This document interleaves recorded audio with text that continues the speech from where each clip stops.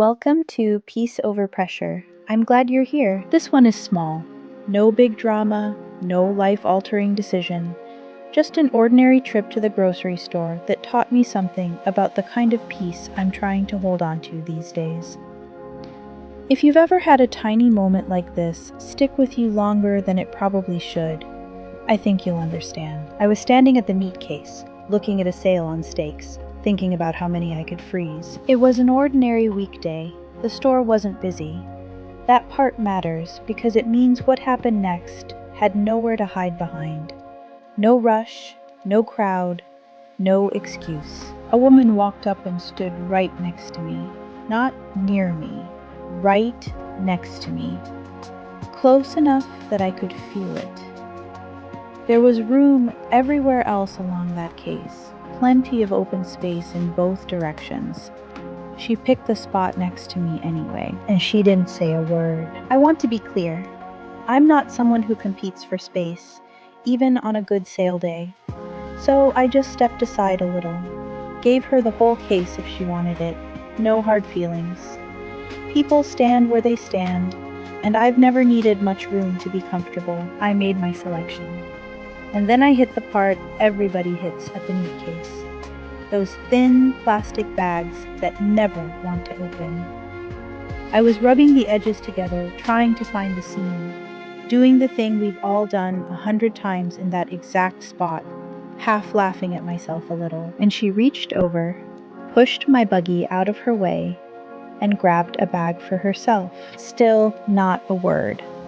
Not excuse me, not even a glance in my direction, like I was simply an obstacle that happened to be shaped like a person. I felt something in me shift right there.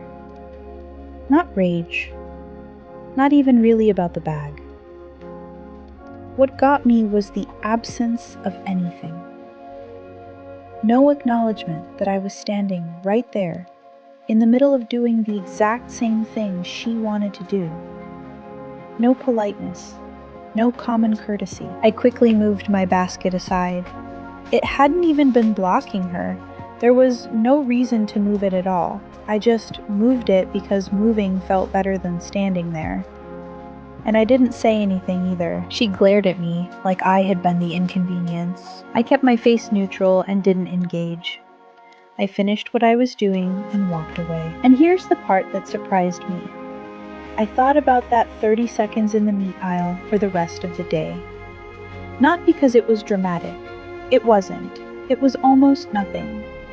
But almost nothing has a way of sitting with you when it's really about something else. But because I realized how much I would have happily given her if she just asked. I would have handed her a bag. I would have moved my buggy the second she wanted me to. Probably before she even finished asking. I've done both of those things for strangers more times than I can count, in that same store, and I've never once minded. That's just who I am. I'll bend over backwards to help almost anyone, but something about being reached past, pushed aside, instead of spoken to, closed something in me. Quietly, without a scene. It didn't turn into anger. It turned into distance, and that's when it hit me. Some people think they're more important than they really are. Like their want in that moment outweighs the simple act of asking. Like courtesy is beneath them. Or maybe it just never crossed their mind at all.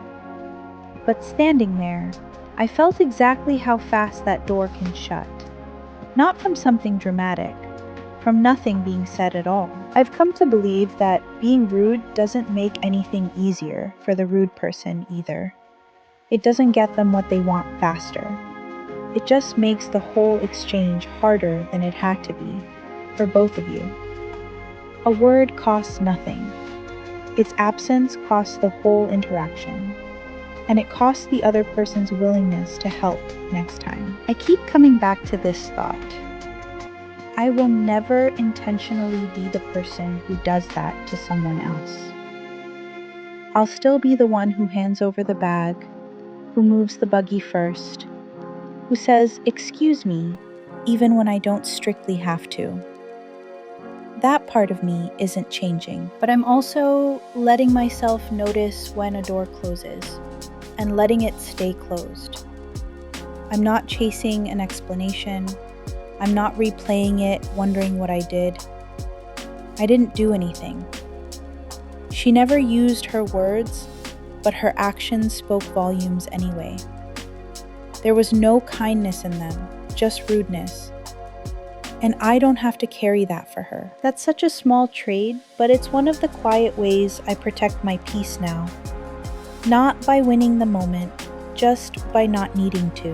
If you've ever had one of those tiny, wordless moments at the store stick with you longer than it should have, I'd love to hear about it in the comments. And if this felt familiar, hitting subscribe means I'll keep sharing these small, honest slices of what peace actually looks like day to day.